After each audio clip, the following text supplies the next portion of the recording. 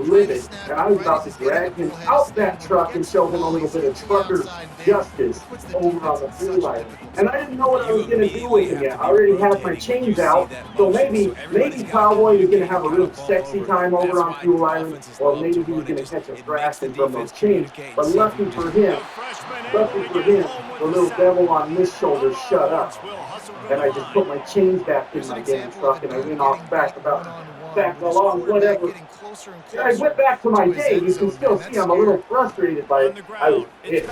Oh my god, I was so fucking that this guy caused me to stop. And he just didn't know I was going to pull out. It's probably an innocent mistake. It's not a big deal. But every time he would drive by and I'm out there chaining up, I'd be over there flipping him off. I'm over there flipping the guy off every time he drives by. Like, I would stop what I was doing to crawl out from under my truck that I'm listening for him, get out from under my truck and as he passed, I'm flipping him off, and then I go back under and do what I'm doing. But eventually, I think he got the point because he steered clear of me. I don't see him anywhere here, so he must have got the point. Stay away from me. I'm a very dangerous man. So, what I want to talk to you guys about is literally try to be serious for just a minute. The worst day I have ever had in my trucking career. Now, I know that if you're a trucker, which a lot of people that are truckers watch my channel, I know at this point I'm just preaching to the choir. I have so many Snapchats from people that would shut down truck stops for days at a time, or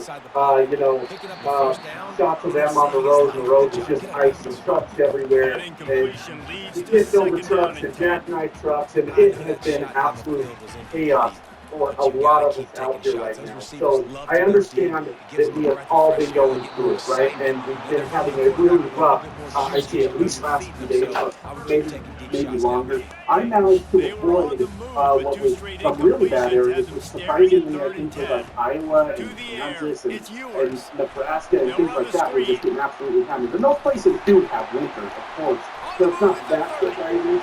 But I think I did better. Except for this one day, which was Monday. I think I did better than most of the guys out there that were out running around the middle of the country, just like absolutely getting fucked over there. I mean, I had to chain up, something I spoke over in Oregon. You guys saw that video. Well, maybe you guys saw that video. It didn't do too well, so maybe you guys saw it. But other than that, I was doing really good, right? Now, I'm down there on I-5, right? Was anybody else there Monday? Yeah, Monday on I-5, Southern Oregon. I know at least one guy. So I gotta give that guy a shout out because I thought it was pretty cool. I'm driving down the road and I am not happy. But I would barely call it driving, but we'll get to that in a second. Not because of my skill level, but it was a shit show down there. And I'm driving and I hear somebody blow their air horn next to me. You know what I'm in the mood for? Not fucking that. I am not in the mood to listen to somebody blowing their air horn anywhere fucking near me. I don't know. I don't want to know shit. If there's something wrong with my truck, I don't want to know. Right? If I'm doing something wrong that's bothering you, I don't want to know about it. So I hear this air horn and I just grab tighter on the steering wheel. And son of a bitch, what does this guy want? And the truck to my left, because I was in the right lane, he had to slow down, and that's his honk. He had to slow down so I couldn't see the driver anymore because traffic in front of him like slow down. And then I calmed down a little bit. You guys have to understand, right? Sure, I like tell a lot of jokes here on YouTube, but I'm a grumpy old motherfucker, right? I really am. So I'm like, okay, I calmed down a little bit. Maybe this guy does need to tell me something important about this stuff. So he pulls up behind me, and he's like motioning for me to roll my window down. And so I roll my window down. He goes, hey, you do those YouTube videos, right? And I said, yeah. And I pointed out the window to him, and then he just drove on the way. So that was actually pretty cool. Hope you're watching this one, and hope you survive. Because you know what I'm about to talk about, because it was an absolute shit show, guys, down there in Southern Oregon on about Monday. So I had Google Maps on and everything. You know, somebody's gonna say something. I wasn't using Google Maps to navigate the truck. I was using Google Maps to show me the slowdowns on the road as I was going. And there was one spot that said it's like a 37-minute slowdown. The traffic first started to slow down. I'm like, okay, 37 minutes, I can live with this. It's not a big deal. It's no big deal at all. I pulled up to that sumbitch where everybody was stopped at. 2 hours and 38 minutes I reported. Talk to me. Come on. You're not going to sit in traffic and report that shit on duty or driving or anything goofy like that. 2 hours and 38 minutes I recorded just sitting there before traffic finally starts moving. Before traffic finally starts moving. People were actually getting out of their cars, guys, and talking to each other. And one guy was in a car next to me at one point when we were stopping. He was old as shit, even older than me, if you can believe it. And he walks over and he's like, "Hey, I got to take a leak." And I was like, "That is fascinating news. I'm so glad you came to tell me that." And he said, "Well, my car is like too short. I can't just stand out in front of that taking a leak." He says, "Can I stand in front of your truck?" A tremendous run. He was full bore after taking that pitch. There's an opportunity and I should see something, right? First and goal, they have a chance to answer with a score of their own. Pitch in front of my truck all you want. Then he did that. But anyway, pass to the receiver. We end up on the stretch of road. I-5. Southern Oregon. He's gonna score. It is just and what did I start for 2 hours and 38 minutes, right? And then finally traffic starts moving. The roads are pretty good at that point. They're not really bad at all. Maybe it's wet. I don't remember. Because I'm gonna, after I tell you guys the story, I'm just gonna block this day out of my mind. But we finally start rolling, and I'm getting pretty excited, right? Oh yeah, we get her going. We get up to 30 miles per hour. We're trucking. Traffic's all moving. I'm like, fuck yeah, home free. Here we go. We roll about 3 miles and traffic stops again. Traffic stops again. And we're just sitting there. And Google Maps is showing like a 15 minutes. Okay. So Reese, with that drive, I think you've accomplished something. Once traffic starts moving again, You know, David, I love defenses that stay aggressive, especially at this point of the field. They've got pass rushers on this unit with speed and that are aggressive and they can win one-on-one, and you saw it right there. And there's two thought processes. When I'm a defense and I got to back up, is I am stopping the run, not allowing them to have any space, but also understanding this is also a shot part of the field. So one of the times that I've stopped, my dispatchers are kind of weird. They don't like phone calls. I don't fuck it, you know. So I'm having to wait until the truck is stopped, send them a message, say, "Hey, I'm not going to make it to that pickup time. Do you know how late the shipper is open?" Now, hours and hours go by after that of me driving 3 miles per hour, and dispatch never said anything. Boy, if they don't So convert the this next time fourth I down, stop, there will be questions to be I call this answered. place at 4:30 p.m., guys. And I say, "Hey, I'm 55 miles, this is important. I'm 55 miles south of you." I said, "I'm supposed to pick up today. I just wanted to find out when you guys are leaving." And she said, and she's very nice lady, which is pretty rare. People are rarely nice to customers. But she's like, "Hey, we want to leave right now. We're ready to head out the door. But hey, you're only 55 miles away. It's 4:30 p.m. You're only 55 miles away." She didn't listen to the part where I said I was stuck in traffic, I guess. I don't know if I told you guys that, but I told her that. And she's like, "You can go ahead and stay here another hour or so. We'll get you loaded. It's no big deal." And I told her, I said, "I'm not really sure that I can get there in another hour or so. So if you guys are going home, that's cool, but when you load me tomorrow?" She said, "Oh yeah, if you're not here, we can load you tomorrow. It's no big deal." It was a very small shipper, which I love because they still act like fucking humans at these very small businesses that are shipping. You know, if you pull into anything ran by Capstone, you might as well forget about having the rest of your life if you show up late, because Capstone wants you dead.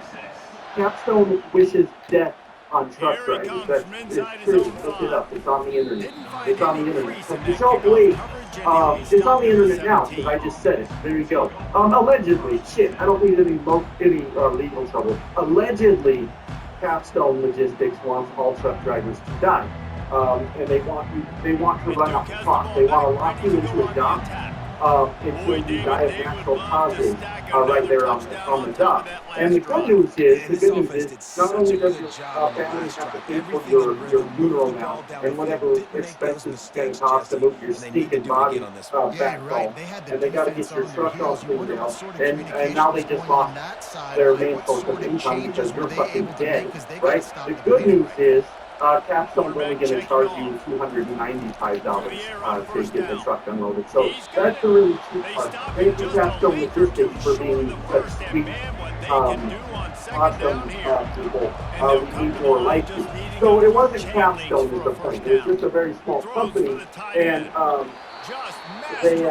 they said, yeah, come in the morning and we'll get you done. We'll get you done. Right? So I spent the next okay, I was 55 fucking miles south, guys.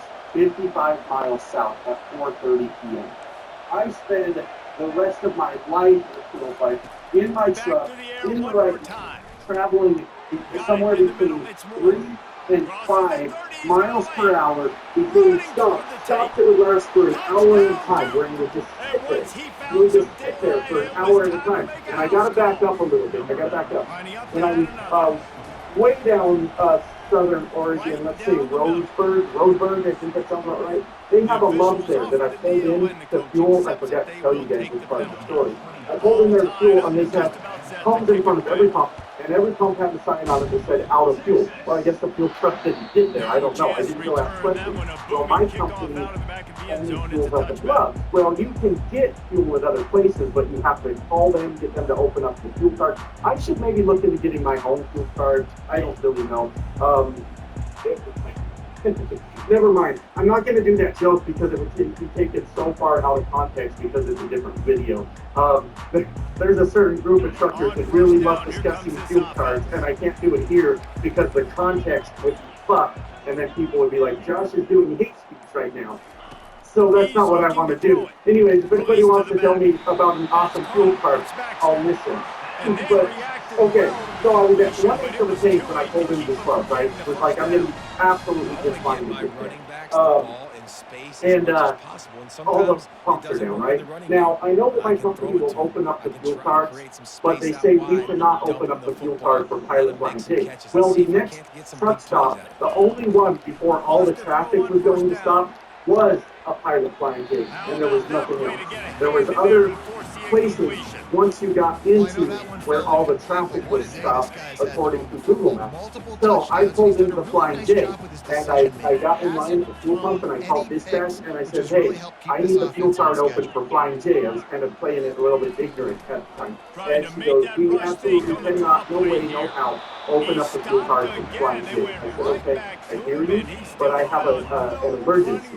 See, I tried to stop at the Lux down south of me here, and they were completely out of fuel. I was going to fuel up, and I couldn't. They had no fuel. I said, now, I got here, and this is as far as I can go.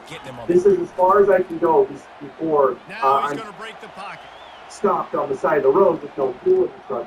So we need to come up with a plan. Now, if that plan is me using some of my own personal money to put fuel in the truck, just, 20, 30 gallons, I'll do that because I'd rather do that than sit on the side of the road. And I didn't even know how bad it was about to be for me yet. I had no fucking clue. I just knew there were some slowdowns I had to make according to Google. So she's like, let me see what we should do. I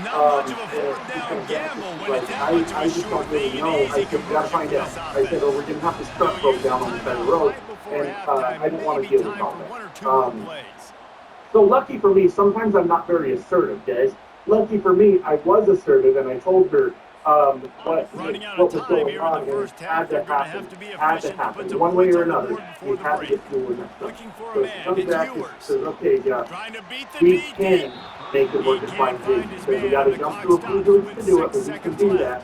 She said, but what I need you to do is be there at the pump when we do it, because it times out after like 15, 20 minutes, and then we have to repeat the process. I said, perfect, good news, I'm at the pump. I was just pulling up to it. The driver in front of me was leaving. I said, I'm here now. I said, okay, give me just a few minutes. We did it. We got 30 gallons of fuel in the truck. I hit the road. So anyway, where was I? 55 miles south at 4:30. They said they would stay open late for me. I said, just call it a day. Just call it a day, right? Go ahead. So, we spend all day in the stop and go. And I'm getting to the point where my cost is running out. And not even go, really. 3 miles per hour was our go. That was our top speed when we were moving. So, I'm starting to run out of time, right? I'm just running out of time. The 14 is ticking against me. There's nothing I can do about that, right?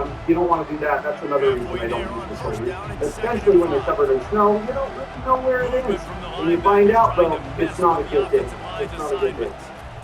So, man, we're just rolling, right? And off in the distance is, what's that?